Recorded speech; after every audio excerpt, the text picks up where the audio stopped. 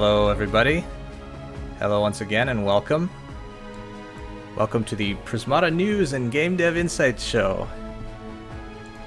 I'm your host, Elyot Grant, and today, once again, we are going to be chatting about some Prismata game dev things. And yes, the victory music. This music that plays in the title screen, it is the music that will play when you get victory in Prismata once we actually launch the game. And this is music I wrote many years ago, many years ago, and we ended up using it for the Prismata trailer and now for the victory music in the game. So yeah, I'm very happy with it. So what's there to chat about? So today's topic is the Prismata community. And it's something that I've actually addressed many times in the past on the blog, where I kind of ranted about, our community is really important. There's many things that our community has done for the game that have been a huge deal for us.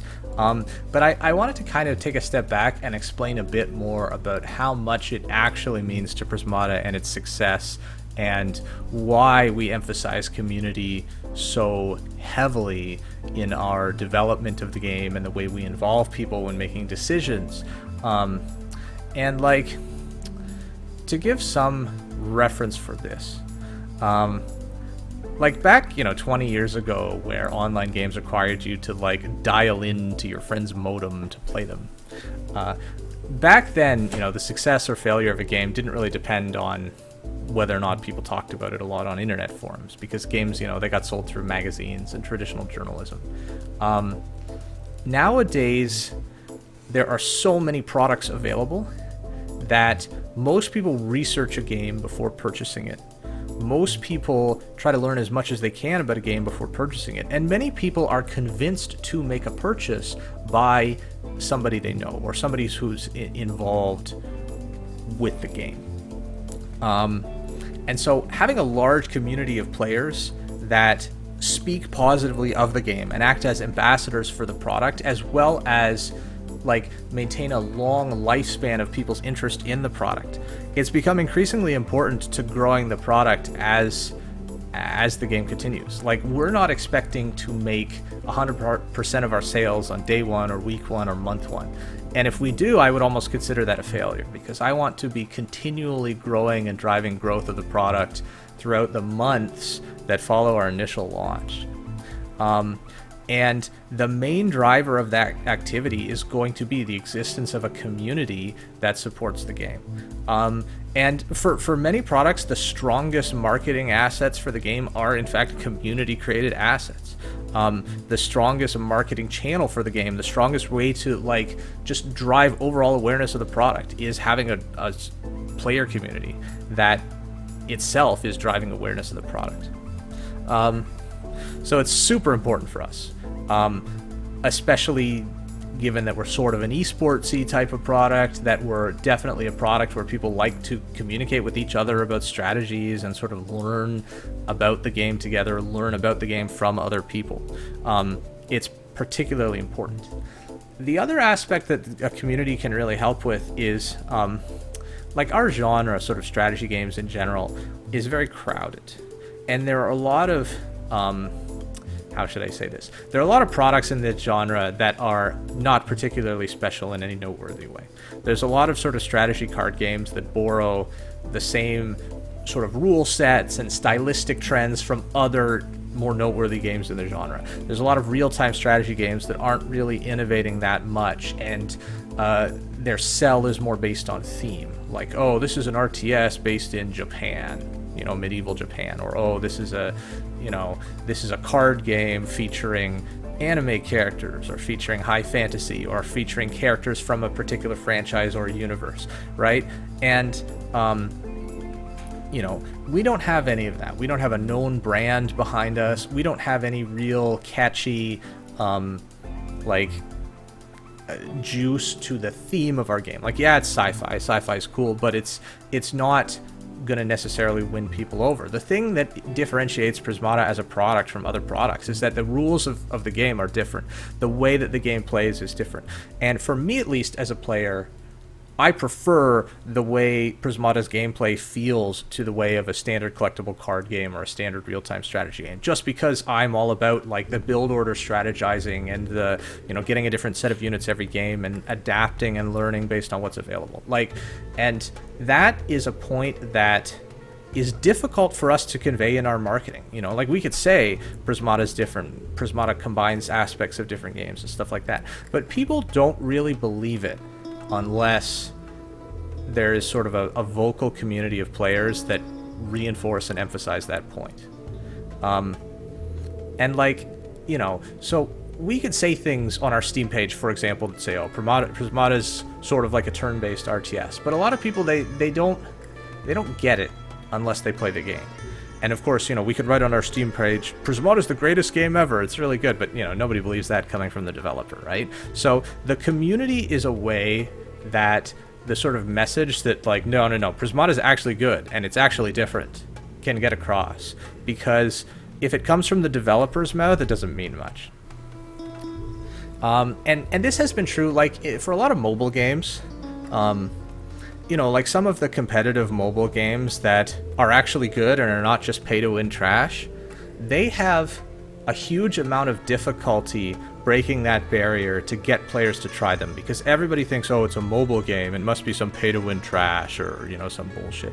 And so the few products out there that try to be actual good games, they rely heavily on their communities in order to drive the message that, no, the game's actually good, it's not just some pay-to-win trash. And, you know, I've seen it happen several times, and I think it's going to be the same thing with Prismata. In particular, like doing well on Twitch, being popular on internet forums, being discussed about a lot on the internet, that's what's ultimately going to lead to growth of the game and success of the product. It's not just going to be like our own marketing. And yeah, so in the past, let me pull this window up. So I'm just going to open Prismata, but I'm actually just going to pull this thing over. In the past on our blog, we had this thing where we highlighted a bunch of community members who did exceptional things for us. And, like, honestly, the people on this list are people that I am so fucking grateful towards, because they have made Prismata successful in a way that it could not have been without them.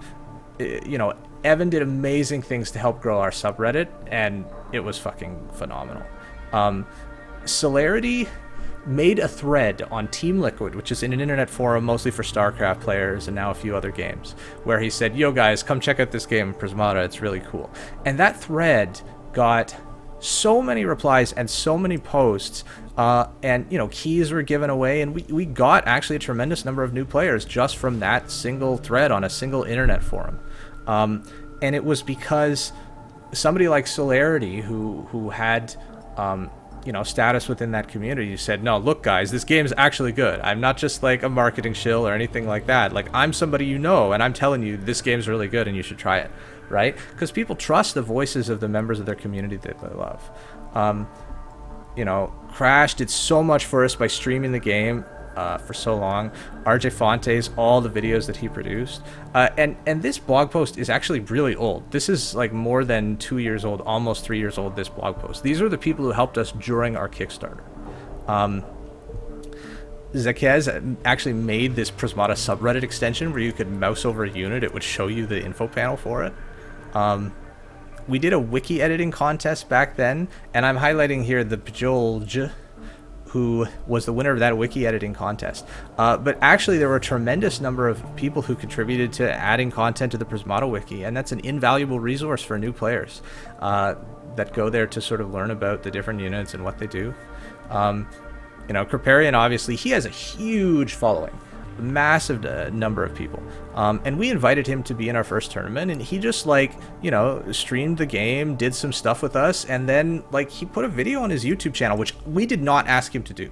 Like, we didn't pay him to do that. It was nothing. He just did it. You know, he just, like, went on YouTube and was like, hey guys, there's this game called Prismata and it's pretty cool, you should check it out. And that was huge for us. It drove so much interest in our game. We've had community organized tournaments. The Man hosted a tourney called the Chrono Cup. Since then, there have been so many other ones. The Masters League, which was again done by Celerity, the Q Cup, the Scorchilla Cup, so many different community organized tournaments.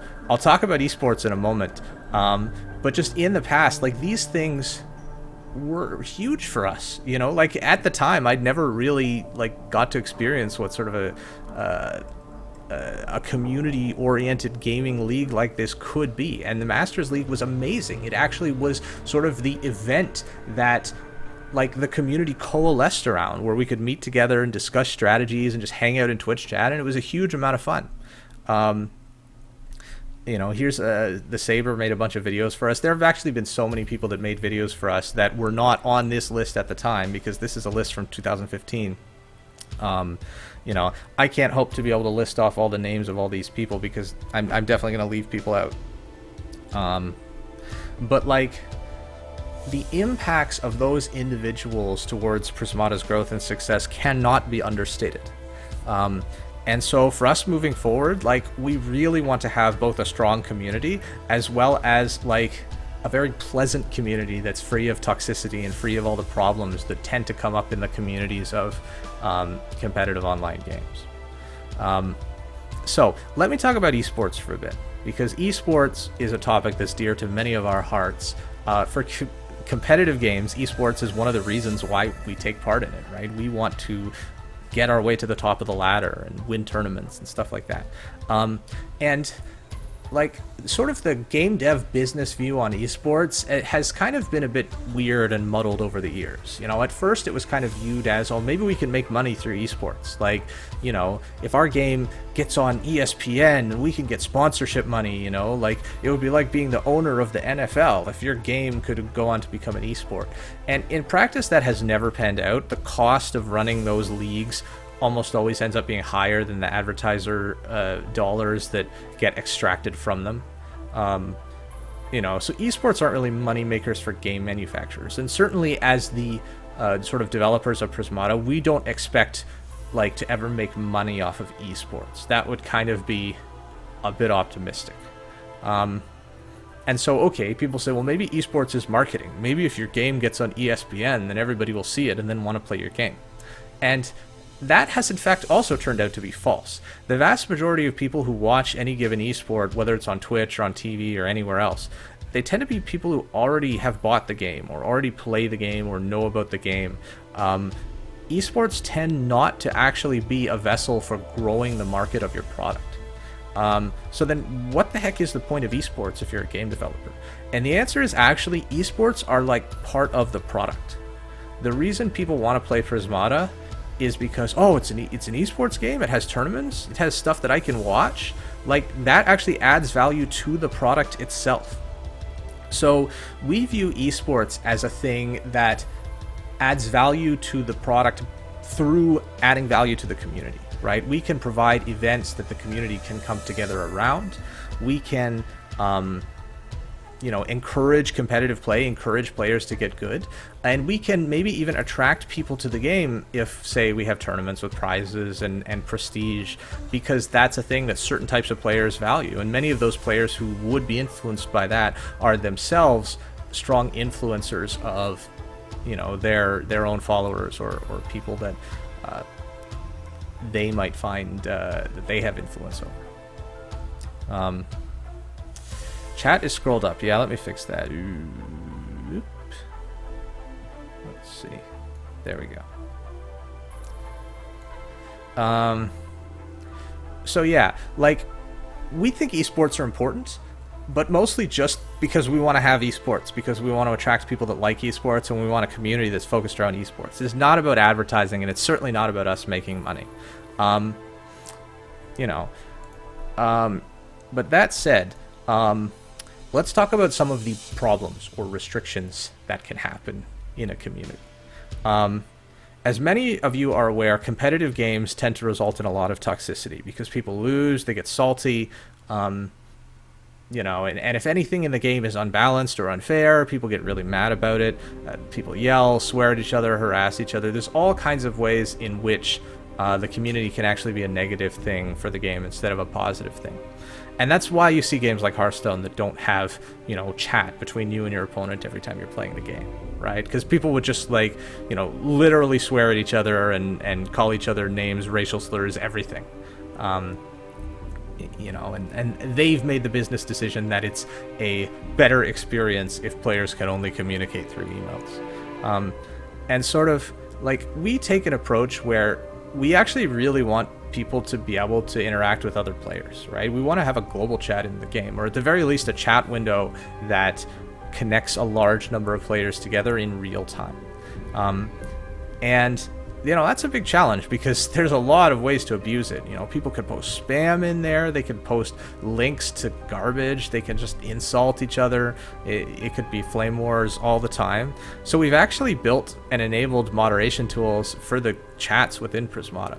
And when the game grows, obviously it won't be able to be a global chat anymore. We may have regional chats. We may have language-specific chats once we've localized the game.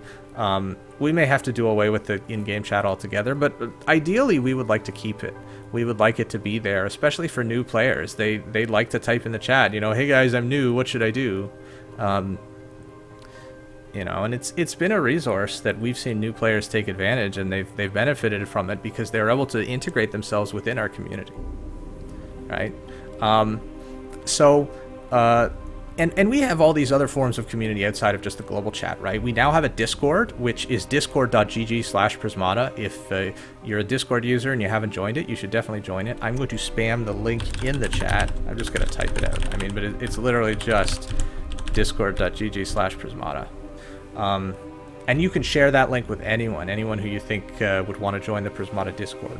It is a sort of fully moderated chat with different channels that you can chat in about various things relating to Prismata or other things of interest to sort of our general community. We also have Steam forums, which are not publicly available yet, but we will be enabling them soon. Up until now, Prismata has not had a forum, right? We have only had the subreddit. And the Steam forums will sort of be acting as close as possible to an official Prismata forum, although we've just been using the subreddit as a way for our online community to interact via text. And I actually find that the sort of subreddit's method of communication, where things are organized in a tree structure rather than a linear series of posts, and that things get sorted by how popular and upvoted they are, I find that works better for getting the important information to the top than a forum does. So we've been happy to just use the subreddit, but we will have Steam forums set up once the game goes on Steam. And of course we have the Twitch channel where we all hang out and discuss things, and you guys are bantering away there while I banter on about the community. But all of these things require moderation, all right? Because our community is going to grow by more than tenfold, possibly 100-fold when we launch this game, right? The amount of activity that we're going to see in the Discord, in the global chat, in the subreddits, on the Twitch channel, presumably is going to be significantly higher by more than an order of magnitude once the game gets out there.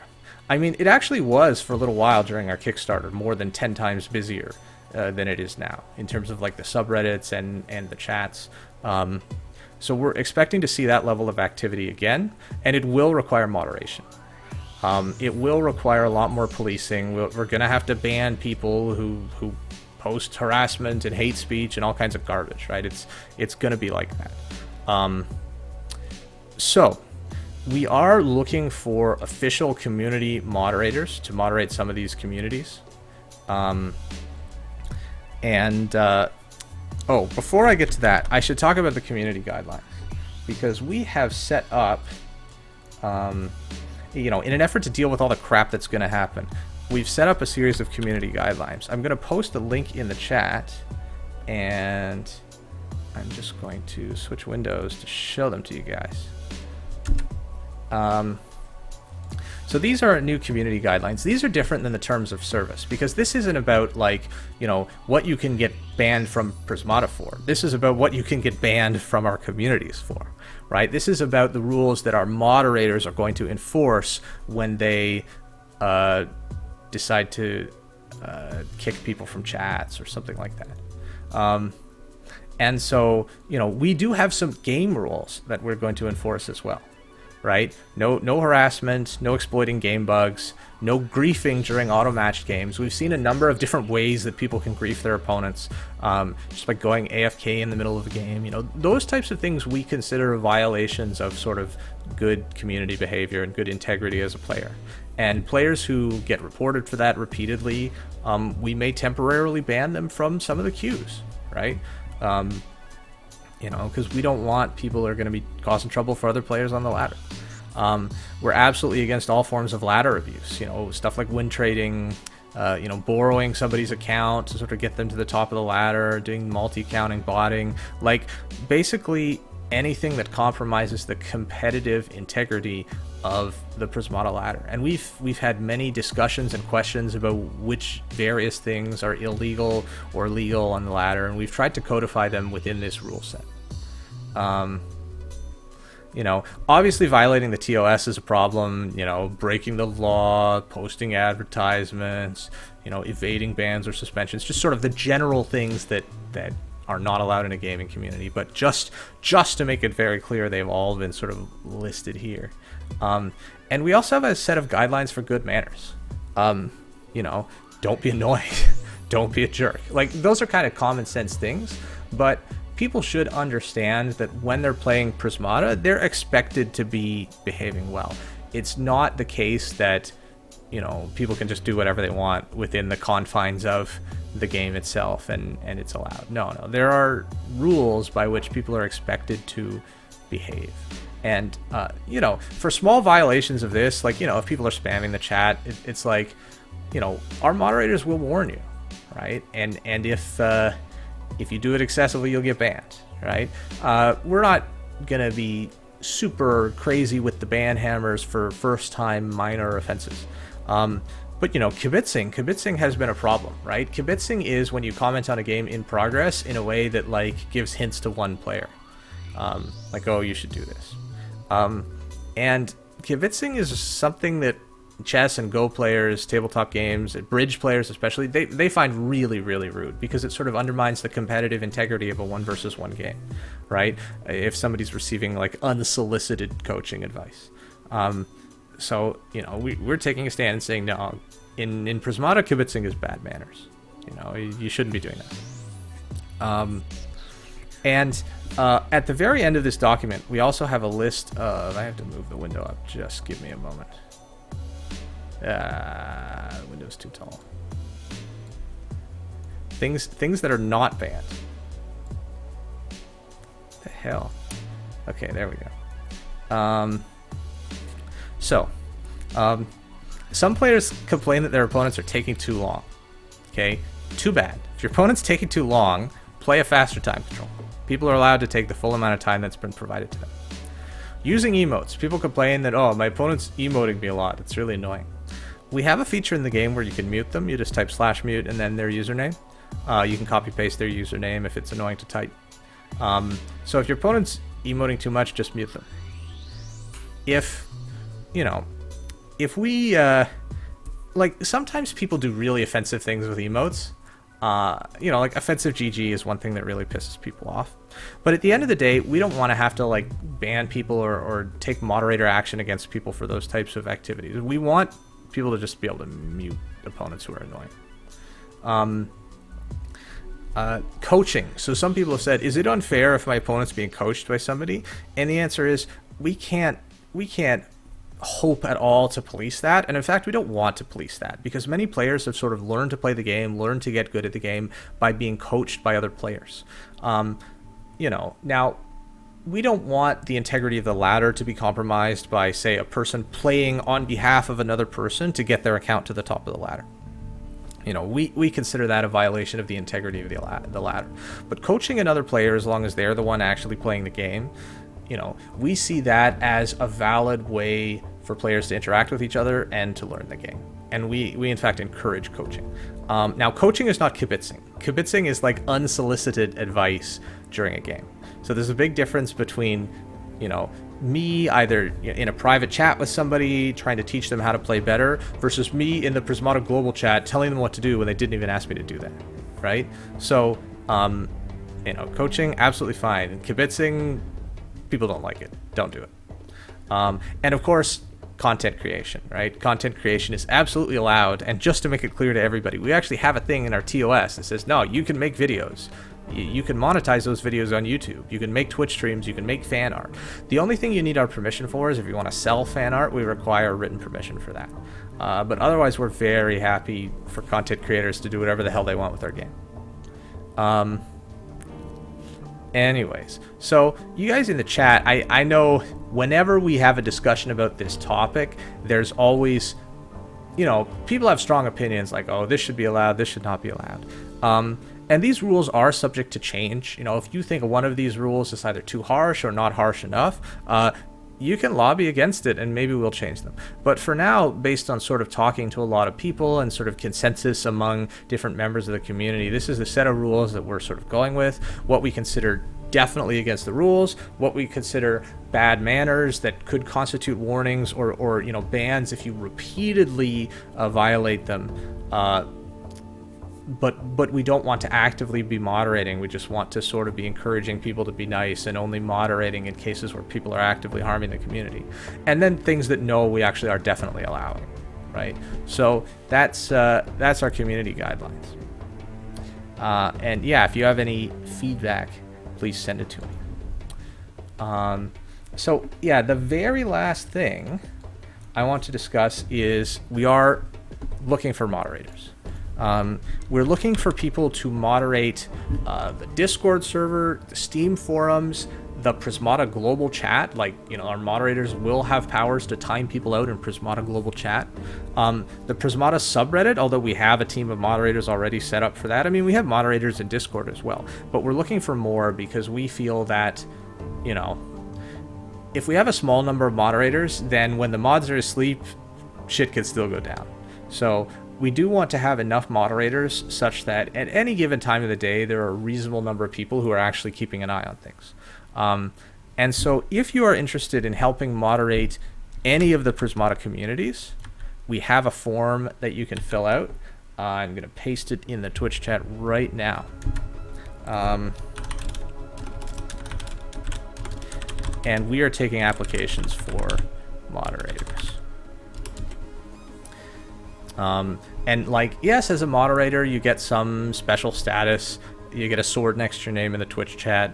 And there are certain perks, but it's also a responsibility, right? You are going to be one of the people that's taking care of the Prismata community and ensuring that, like, you know, when people start posting swastikas in the chat, that somebody's going to be there to ban them, right? And that is going to happen. If our game is successful, then there will be all kinds of harassment and abuse and bullshit that pops up in the chats. It's going to happen. And so we're trying to get all this in place before we launch the game on Steam so that when the Nazis come a-knocking, we can ban them all really quickly. So if any of you are interested in being moderators, please don't hesitate to apply. If you have any questions about the process and sort of what's involved, most of it I think is actually indicated in that form, but if there's anything that's unclear, you can message me on Reddit or email me and I can reply. Anyways, I think that's just about all for today's show. So we're going to switch over to Q&A, and I will be happy to answer any questions in the Twitch chat about absolutely anything, either relating to Prismata's community and moderators, eSports, community guidelines. If you want to have a discussion about anything in the community guidelines, now is a great time. Or if you have any other general questions about anything to do with the game, I would be happy to take them now.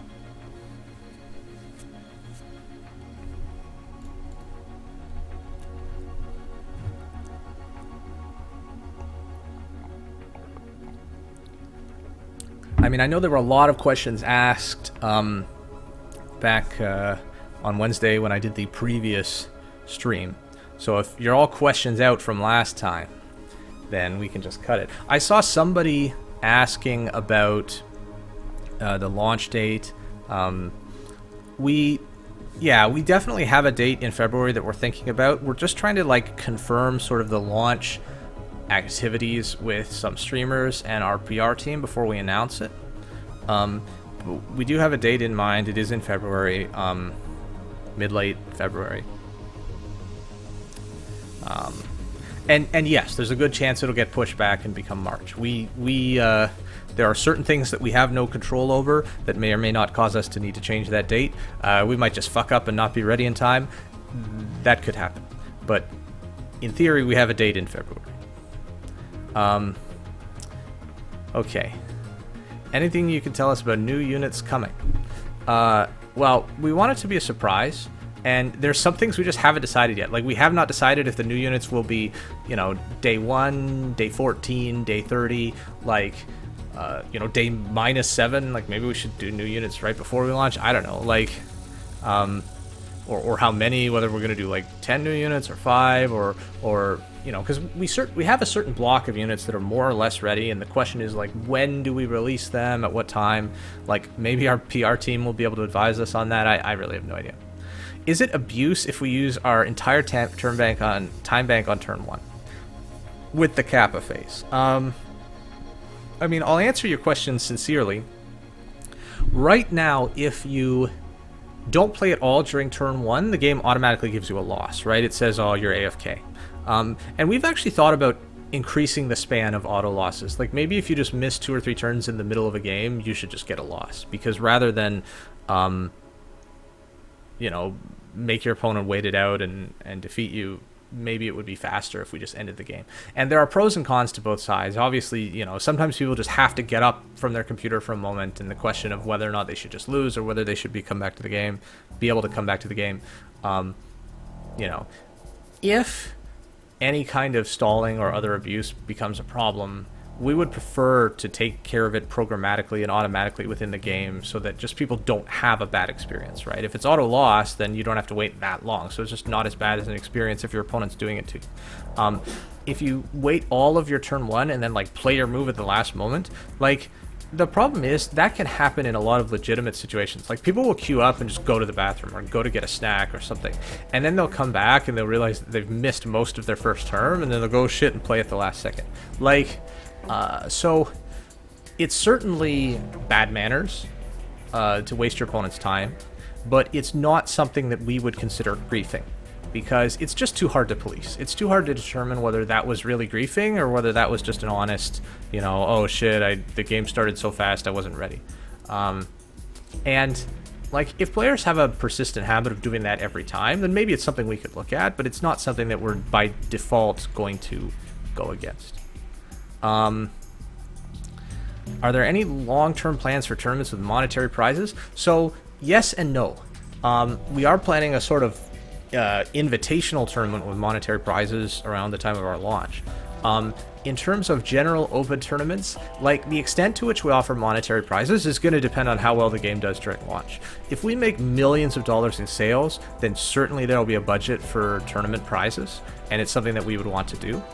If Prismata slumps out of the gates and nobody buys it when it enters Steam Early Access, then, we're not going to have the budget to do tourneys with huge prizes. That's just the reality of things. But I would like to do tournaments with big monetary prizes. I think it attracts people to the game who otherwise wouldn't be that interested in it. I think it, especially for a lot of the competitive esports streamers, that's a thing that they chase. It's a thing that they care about. And I want to have the opportunity to reward players who try really hard to get good at the game and are able to do so. I would like to be able to have a big league based on not just how people do on the ladder, but how people do in tournament settings. And I think having prizes is sort of commensurate with having a good league for a big game. So ideally that's what I want. Whether or not we have the privilege of being able to do that is sort of remains to be seen. Yujiri doesn't understand the rationale for not releasing new units. Well, okay. When you're in Steam Early Access, there's a constant grind to keep the hype train rolling, if you know what I mean. And the best way to do that is with releases of new content. So let's say we release new units a month before launch, right? It's kind of prematurely spending the effort that we've put in to create those units at a time when it doesn't generate the most value, right? Releasing new units creates hype for the game. It brings people back into the game who might have been away for a while. And we want to be doing that type of activity during Steam Early Access because we want to keep the hype going and keep it as strong as possible. Like we talked about with the campaign, should we release with 5 chapters? Should we release with 1 chapter? Should we release with 2? Initially, we were going to release with 2, and then we kind of thought, no, let's just release with 1, and let's do 2 as our first update. Because people will think, oh wow, this game has so many updates. You know, the early access seems to be really good. The developers seem to be really actively updating the game. Because we're a small team, we can't push updates like insanely quickly that require tons and tons of manpower, right? We can turn around on small features and sort of quality of life improvements to the game very quickly, but we can't like create a whole single player chapter overnight. So it helps if we have some of the content made in advance for early access such that we can kind of dump it at regular intervals and satisfy people's needs to have constant updates. So that's why we're not releasing them yet. If you miss one turn, you should get a loss. The game is over anyway. You can't come back after a missed turn. Here's the thing. In some Blitz games, like, people will miss a turn just because they, like, freeze, and they go, oh shit, what do I do? And it's not always a loss, especially in the very late phases of a game. There are situations, especially in Breach Proof, where the correct thing to do is just take no action during your turn, right? Your opponent breaches you, damages a few things, and, you know, you, like, I don't know, you have some damage, and maybe your opponent still has defenses up, so you don't get to breach them and decide what to kill, and you just have a bunch of Gauss cannons. Like, your turn may be just hit space space. And in Blitz mode, you know, maybe you have like 2 gold left in the bank and you're trying to determine whether this turn is the turn where you buy an engineer. It may just be correct for you to sit there and do nothing, right? And then let your turn end. And we could try and have a programmatic way of deciding when that's the case. Like, was this a legitimate turn to do nothing? Like, say you have 20 drones and you just didn't click any of them. Was that a legitimate thing to do, right?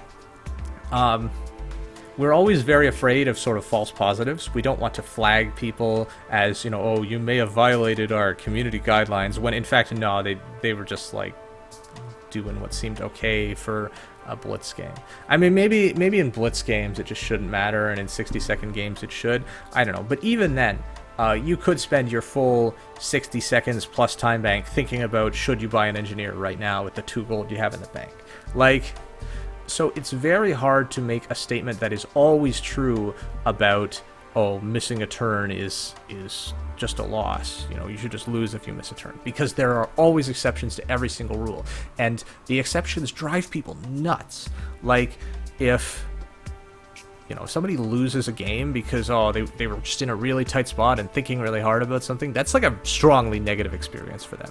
So we want to be extra careful. You can spend the turn 1 thinking about your plans for the game, for sure. It costs time. Yes. Figure out how to play the set. Does it even cost time? It costs like 5 minutes to add them to the server. Like, every single unit that we add to the game, we have to balance it. We have to get the art for it. Now we have to do animations and sound for it. Like, and so it's not about having to change them later. It's about, we want the novelty of a new unit arriving to occur during early access. Because if we do it now, it's kind of like we spent all the time creating the unit and we don't get a payoff for it. Isn't a champion's unit still owed? Oh yes, that will be in the first batch. It will be in the first batch.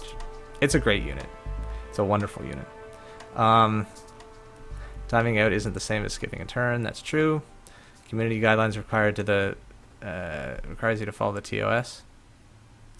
TOS bans alting. Some things in the TOS are sort of, what do you call it, Russian police style. You know, everything is illegal so that the police can choose who they want to prosecute and when. The TOS is intended to make it so that anybody who we reasonably would want to ban, there's got to be something in there that they violated so that we can ban them. It's not necessarily true that everybody who violates the TOS is going to get banned. Generally speaking, if people are not harming the community, then we don't care. And we have limited resources to be able to ban people too. Like, we don't want to be banning people, right? The TOS is there so that we can ban people when they're harming the community. And in many cases, it's very obvious.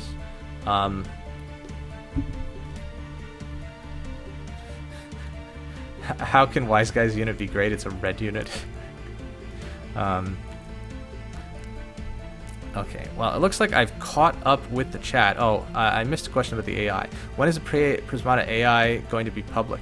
I don't know that it will ever be public. Like, that code, the copyright to it is owned by Lunar Studios, so we could make the decision to make it public, but I don't think we ever promised we would. We do have some people who are doing ongoing research on the AI as sort of an academic thing, not really a Prismata thing. I mean,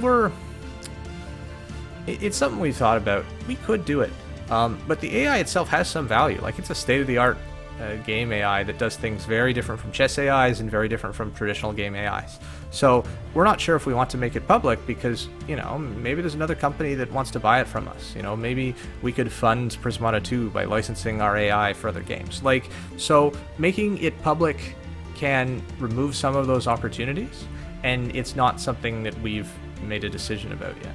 So it's better to keep our options open by not making it public.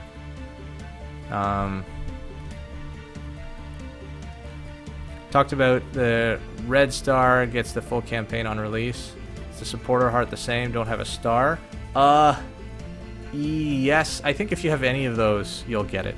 I'd have to double check with how the code works. I thought that everybody who was a supporter tier had the red star. Like, did you give your red star away to somebody else? Like, you had a code for it or something? I'm trying to think. Our intention is that everybody who sort of supported at that level has access to the campaign. So if anybody thinks they should have the campaign and doesn't, we'll take care of it. Alpha Zero should have a go at Prismata. I mean, I have had people tell me that so many times. And I actually do think, sort of for, say, the purchasing decision about which tech you should go or which units you should purchase this turn, I do think the Alpha Zero approach, or even just, you know, the regular old AlphaGo approach of having a policy network and a value network, I think that can have some merit. Although the sort of geometric notion of a convolutional neural network, which was specifically useful in the context of Go, that no longer really applies in Prismata. Something different would have to be done there. But I've had a number of AI researchers come up and say, you know, this is something that seems interesting, and, you know, we actually have some who are working on it. Like Dave Churchill, who's our AI developer, he's looking into getting a student working on Prismata as sort of a graduate student program. And I don't know what the actual status on that is, but I think at some point there will be some interesting research that comes out of it. So we'll see how that goes.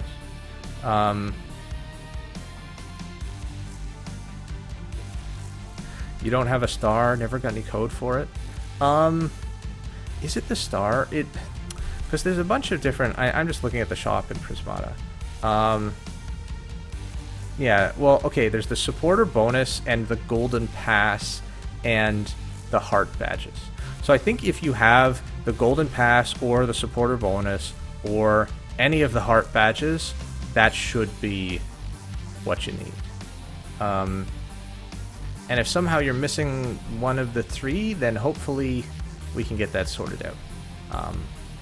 But like, anyone who owns Engineer Tier in Prismata should have the Golden Pass and the Supporter Bonus and one of the two Heart badges. If you're a Kickstarter, then you get the Gold badge, otherwise it's the Red badge. And so those are the people we want to be giving to the campaign. Mr. Guy has both the Red and the Gold Heart. Well, I don't know how you ended up with that, but it's what it is. If that's all for today's questions, thank you for coming out. It was a fun stream. I'm going to shut off the stream now and post this video to YouTube. If you have questions for next time, the next stream will be on Tuesday. It will be on Tuesday. Let me give you the time. Tuesday. I think we'll probably start streaming around 3 p.m. Eastern time in the afternoon and probably do the show at about 4 p.m. It'll be an EU-friendly time. We'll play some potpourri games or some ladder games and then do the show. So it'll be on Tuesday. That's in 3 days from now. If you have any more questions, you can ask me then. Yes, I will include the links in the YouTube comments. Here they are again, one last time, just if you are in the Twitch chat. There's the community guidelines. There's sign up to be a mod. and I will see you guys next time.